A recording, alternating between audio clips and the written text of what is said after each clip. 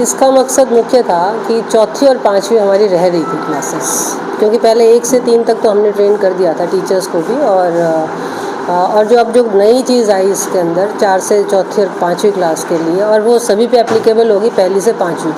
कि जो 80 मिनट का जो टाइम दे दिया एक क्लास का, तो उसमें 30 मिनट और 20 मिनट। तो पहले भी 30-30 तो था कि आपका वो रीडिंग का, राइटिंग का वो था, पर लाइब्रेरी का पीरियड नहीं था, तो वो उसमें 20 मिनट लाइब्रेरी के लिए डाल दिए, जिससे कि बच्चे को बोलना आए। और ट्रेनिंग जो है उसका मुख्य मकसद है कि एक तो रिफ़्रेश कर दे, और TLM जो है टीचिंग लर्निंग मटेरियल बनाना और किस तरह से उसका प्रयोग करना, ये भी बच्चों को सिखाए। तो उसी के लिए अपने जो ब्लॉक महम के सारे जो प्राथमिक टीचर्स हैं उनको ट्रेनिंग दी जा रही है, और 2 बैच अभी कंडक्ट हो गए हैं और 2 बैच आने वाले टाइम में कंडक्ट होंगे। जो मैडम गैर मान्यता प्राप्त स्कूल है, अभी लिस्ट भी जारी हो रही है, सरकार भी उनके खिलाफ है, तब क्या कार्रवाई हो पाएगी? हाँ जी, वो उसकी एक क्लस्टर वाइज जो है लिस्ट तैयार कर ली गई है BO मैडम के द्वारा, और वो DWO और DO मैडम को भेज दी गई है। तो जो भी रिपोर्ट क्लस्टर वाइज आई है हमारे पास ऐसे विद्यालयों की जिनके पास मान्यता नहीं थी, उनकी सारों की लिस्ट बना के स्कूल वाइज वो दे दी गई है। तो उस पर विभागीय कार्यवाही एज़ पर नॉर्म्स होगी। अभी जैसे इसमें सिरसा में वाला बिल्डिंग भी कंडम थी और बच्चे भी पढ़ रहे थे, तो कई गाँव में स्कूल जैसे भी हैं जिनके बिल्डिंग भी कंडम और बच्चे बैठ रहे हैं, तो उनके खिलाफ क्या है? बाकी हमने यहाँ पर क्या किया है कि अपने पूरे ब्लॉक के अंदर जो हमारे JE है राजेश जी, उनके द्वारा एक स्कूल को विज़िट किया गया, और उसमें कोई भी अगर कंडम चीज़ है या उनको लगा, क्योंकि एज़ पर टेक्निकल हमने ये टीचर्स पे नहीं छोड़ा कि टीचर्स बताएं कि कंडम है या नहीं, हमने JE जो है उनका सहयोग लेकर और उनको सारे स्कूल्स में विज़िट करवाया, और उनके आधार पर जो रिपोर्ट तैयार करी गई है कि उसमें अगर किसी एक कमरा है, 2 कमरा है, तो एक तो सख्त हिदायत दे दी गई है कि वो कमरा बंद रखें और उसके आगे एक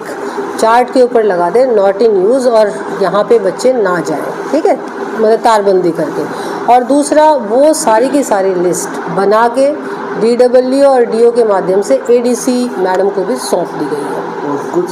स्कूलों में मैडम बसेज हैं वो कंडम है, जैसे चलने की हालत में नहीं है, फिर भी उनसे बच्चे को ले जाया जा रहा है,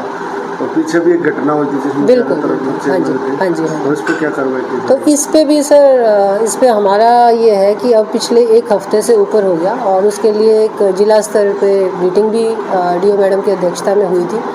कि सभी जो प्राइवेट स्कूल्स के जो ओनर्स थे उनको सेंसिटाइज़ किया गया इस मैटर के ऊपर, और फिर DO मैडम के आदेश अनुसार हर ब्लॉक के BRC एंड BOs को भी स्पेशल आदेश दिया गया कि वो हर स्कूल में SDM के तहत एक कमेटी गठित की गई है, जिससे कि सारे स्कूल से विज़िट करके उनके बसेस का जो भी नॉर्म है, एफिडेविट है या ड्राइवर का वो है, तो वो सारा देखा जा रहा है, और बस जो है उसमें जो भी सुविधाएं होनी चाहिए, चाहे वो फर्स्ट एड की हो, चाहे CCTV की हो, चाहे ड्राइवर के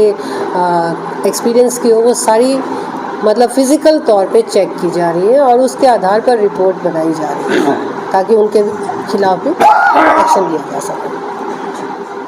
शिक्षा में सुधार के लिए और इसकी गुणवत्ता है इसको और ऊपर उठाने के लिए, क्योंकि जितना हो उसके मैंने टीचरों ने ट्रेनिंग देकर नए नए जो प्रयोग आ रहे हैं वो प्रयोग हम लोग के स्टूडेंट्स पर आजमाएं ताकि शिक्षा का सुधार और बेहतर हो जाए। मेन उद्देश्य यही है। आपने यहाँ सीखा है, जो कैंप लगा हुआ था, वर्कशॉप लगी हुई थी, क्या कुछ सीखा आपने? इस ट्रेनिंग में हमने बहुत कुछ सीखा,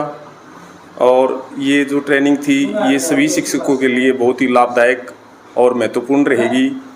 पहले जो FLN की ट्रेनिंग चली थी वो 1 से 3 के लिए चली थी, अब विभाग द्वारा चौथी और पाँचवीं को भी इसमें शामिल किया गया है, और इसमें नए नए तरीके बताए गए हैं जो सभी अध्यापकों के लिए बहुत ही महत्वपूर्ण और सराहनीय रहेंगे। धन्यवाद।